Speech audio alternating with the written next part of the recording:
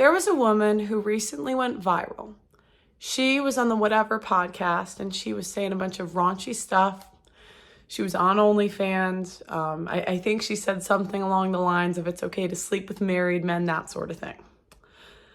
A couple of weeks, maybe months go by.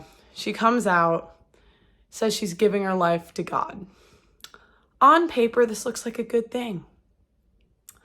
Why don't we support a woman giving her life to God?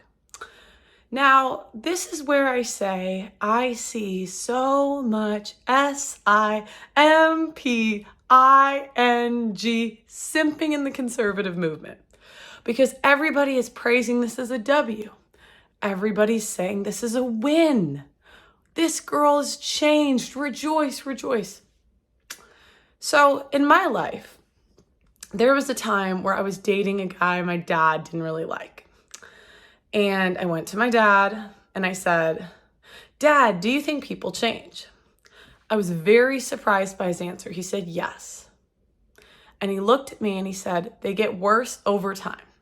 So whatever trait you see now, make sure that you like it because in 10 years, it's going to be worse."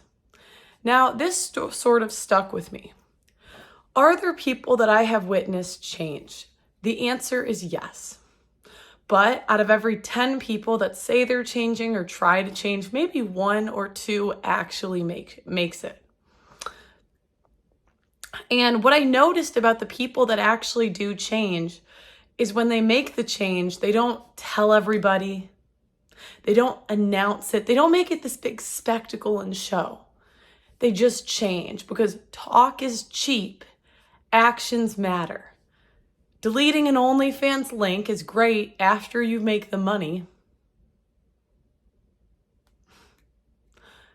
But what would be more convincing is a life changed and maybe in 10 years you talk about it.